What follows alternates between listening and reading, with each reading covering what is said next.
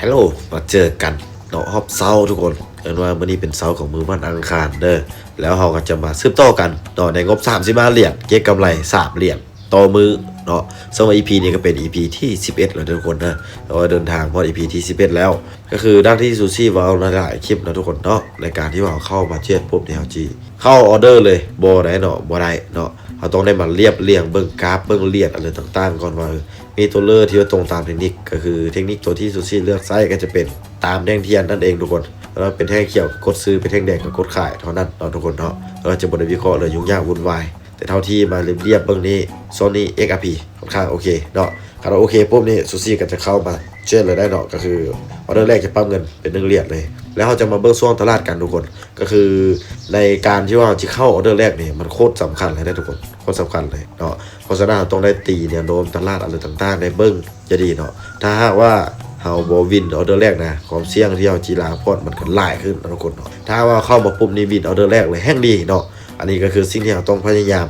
แต่ถ้าว่าเราต้องเอ็ดได้ทุกรอบบ่มันก็ปราศจากบ่ได้ดอกทุกคนเนาะมันปราศจากบ่ได้ดอกว่าจ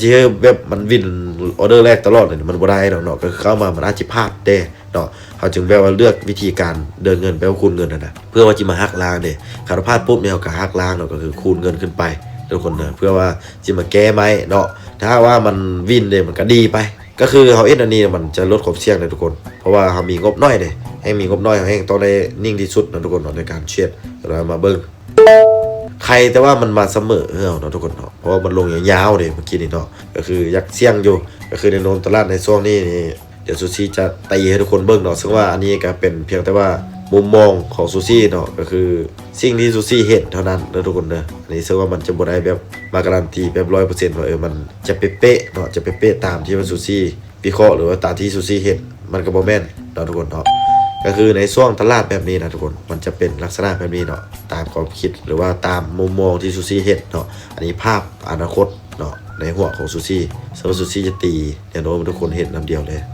มันจะขึ้นอันนี้นะทุกคนเนาะมันจะเป็นอันนี้นะอันนี้จะเป็นภาพที่ซูซี่เห็นเลยเนาะออเดอร์นี้เฮาวินเด้อออเดอร์นี้นะมันจะเป็นลักษณะในนี้นะทุกคนเนาะมันว่าก่อนอื่นเมื่อแมนซูซี่ได้ตีอันแนวรับแนวต้านนะทุกคนเนาะก็คือราคาที่สูงสุดในโซนนี้หรือว่าต่ำสุดในโซนนี้เด้ออันนี้จะเป็นแนวโน้มตลาดที่ซูซี่เห็นเนาะเส้นแดงๆเทิงๆเนี่ยก็คือจะเป็นแนวต้านเนาะหรือว่าราคาที่สูงสุดในโซนนี้เนาะก็คือหัวเทียนฐานของมันเนาะแต่ว่าซูซี่ก็ได้มากไว้เพราะว่าซูซี่สังเกตเห็นเนาะทุกคนเนาะเบื้องนี้มันมาสร้างแนวต้านย่อยอยู่นี่เนาะถามว่าแนวต้านตัวที่สูงกว่านี้มีบ่ก็มีเนาะอยู่เทิงพี่เด้ก็คืออยู่เทิงพี่แต่ว่ามันจะมาสร้างฐานแนวต้านตัวย่อยเนาะอันนี้ก็คือธรรมชาติของกราฟทุกคนสังเกตเบิ่งขึ้นมาต่ำเนาะเวลามันขึ้นมาต่ำตัวนี้ปุ๊บมันจะกดลงมาเนาะขึ้นมาต่ำมันจะกดลงมาแล้วเส้นทางรูปเนี่ยก็เป็นแนวรับเนาะเส้นตัวสีเขียวเนี่ยเป็นแนวรับเนาะก็คือก้นแท่งเทียนโดยราคาที่ต่ำสุดในช่วงนี้เนาะเราซูซี่มามากเบิ่งสังเกตเบิ่งมันเวลามันมาต่ำนี่ปุ๊บดีดขึ้นเนาะมาต่ำปุ๊บดีดขึ้นแล้วมันมาต่ำบาทีซี่เนาะมันจึงสามารถทะลุลงมาได้มันมาต่ำ3บาทเนาะเพราะฉะนั้นช่วงนี้เนาะมันเป็นกรอบไซด์เวย์อยู่ขนาดนี้เนาะทุกคนเนาะ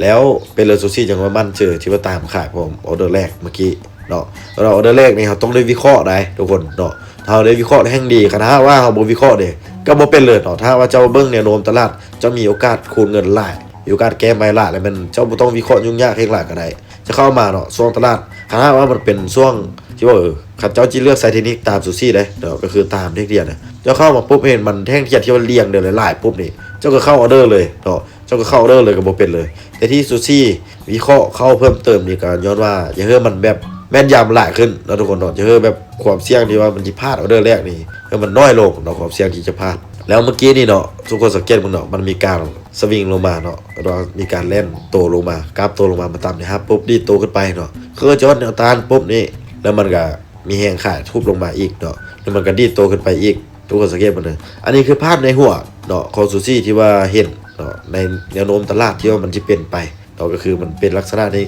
ซูซี่คิดให้เบิ่งเลยเด้อเป็นซูซี่จริงออเดอร์เมื่อกี้เนาะแล้วเมื่อกี้เฮาก็วินมาปุ๊บนี่ก็หยุดเลยเนาะเพราะว่าตอนนี้เราได้กำไรอยู่ที่ 1.9 เหรียญปุ๊บเราก็หยุดเลยเนาะเราก็จะเชียดอีก2รอบแล้วทุกคนเนาะในมื้อนี้แล้วเราจะพักช่วงเวลาไปเนาะเราพักไปใช้ชีวิตคือคนทั่วไปอะไรทุกคนใช้ชีวิตคือคนทั่วไปเนาะแล้วก็พักรีเซ็ตสมองพักผ่อนคลายของเราว่าที่กินข้าวเบิ่งหนังฟังเพลงอินเกมเลยก็ว่าเดี๋ยวไปเนาะสำหรับคนที่มีเวียงลื่นก็เวียงลื่นไปเนาะเพราะว่าไม่มีเวลาว่างแท้ๆเราจะเข้ามาเบิ่งตลาด เลยทุกคนเด้อคาดว่ามันบ่ตรงตามเทคนิคกับบ่เช็ดเนาะพักช่วงไปยาวๆบางมื้อนะที่ว่าซูซี่เข้ามาในตลาดเนาะเท้ามาเบิ่งแนวโน้มตลาดมาเบิ่งแต่ละเหรียญนี่มันบ่ตรงตามเทคนิคที่ซูซี่เลือกใช้นี่ซูซี่บอกจากออเดอร์ก็มีแต่ทุกคนเด้อบ่แม่นว่าซูซี่ตั้งเป้ากำไรมื้อนึงเท่านั้นนี่เหรียญแล้วซูซี่จะเช็ดแบบเอาให้มันได้แท้ๆเนาะหรือว่าสิเช็ดทุกมื้อแท้ๆก็บ่เนาะทุกคนบ่ได้เช็ดเดี๋ยวนั้นเนาะทุกคนเนาะก็คือยกตัวอย่างว่าเนี่ยมันซูซี่เนาะตั้งเป้ากำไรที่ว่า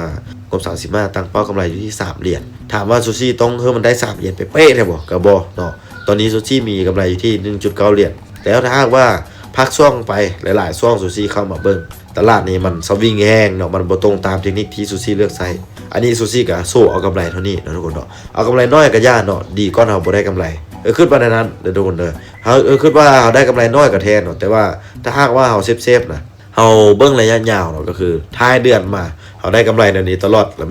มันก็เป็นกำไรที่หลายขึ้นเลยทุกคนเนาะอันนี้เราต้องได้เบิ่งระยะยาวทุกคนที่ว่าเข้ามาเชื่อมาลงทุนถ้าหากว่ายังมาหาเงินแท้จะให้เบิ่งการไกลเนาะบ่ยากคือเบิ่งเอาเลยระยะเวลาสั้นๆเด้อทุกคนเด้อก็คือจะเข้ามามื้อนี้เจ้างบ35เหรียญจะจิบเทียดเอาแชร์เอาว่าได้กำไร10เหรียญ20เหรียญถามว่าเอ็ดได้บ่เจ้าอาจจะเอ็ดได้เนาะมือ1 2มือหรือว่า4 5มือแต่ว่าต่อจากนั้นไปเจ้าอาจสิล้างพอร์ตหรือเจ้าอาจสิเสียหลายกว่าที่เจ้าได้เนาะทุกคนเนาะเพราะว่าการเทรดนี้อย่างคือเขาเจอว่าเข้ามาเอาเทรดเพื่อว่าเขาอยู่รอดเนาะเทรดเพื่อเรามีเงินมาจุนเจือหรือว่ามีเงินไปต่อยอดใน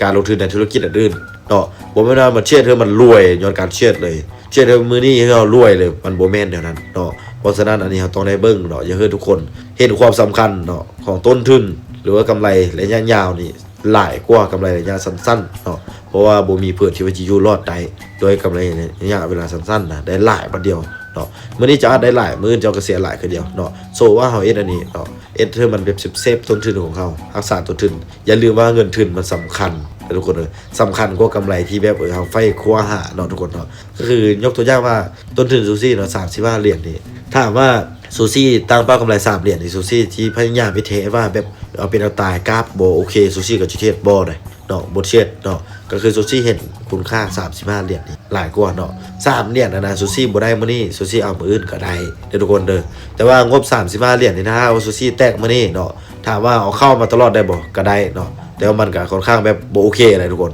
ถ้าว่ายามมันก็แตก35เหรียญ35เหรียญนี่ทุกคนคิดเบิ่งเนาะ35เหรียญบวกเดือนหลายเทื่อมันก็เป็นหลาย10แล้วก็เป็นหลายร้อยเนาะเดี๋ยวนี้แหละซูซี่จังแบบว่าแนะนำคนที่ว่าเข้ามาอยากเชื่ออยากสร้างกำไรกับมันแบบจริงๆเนี่ยยังแท้ๆนะแบบเพื่อมันได้ส่วนๆแท้ๆก็คืองบกระตั้มนี่เจ้าต้องมี312เหรียญขึ้นไปโอกาสคุณเงิน8เทื่อเนาะก็คือแก้มือ8เทื่อคันเจ้าบ่พลาด8ไม้เนี่ยแล้วก็ได้กำไรเนาะยิ่งว่าคันว่ามาเทรดแบบซูซี่เทรดแบบนี้แบบเซฟๆนี่แล้วมันโอกาสที่ว่าจะพลาด8ไม้นี่มีน้อยนะทุกคนเนาะถามว่ามีบ่ก็มีแต่ว่ามันจะมีน้อยลงถ้าว่าทุกคนเนาะเทรดแบบซูซี่เทรดนี่นะเนาะก็คือตั้งเป้ากำไรแบบนี้เราเทรดแบบมีลักษณะแบบนี้เข้าตลาดแบบนี้เข้าไวเอาไว้แบบนี้แล้วมันบ่พลาดนะโดนเนาะ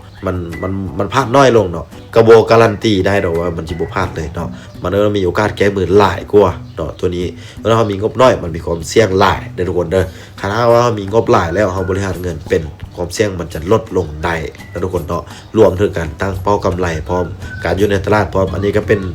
ล้วนแล้วแต่แบบเป็นการลดความเสี่ยงนะทุกคนนะเท่าที่แบบซูซี่เคยทดลองเคยเอ็ดมาเนาะกันว่าอันนี้จะเป็นการลดความเสี่ยงที่สุดแล้ว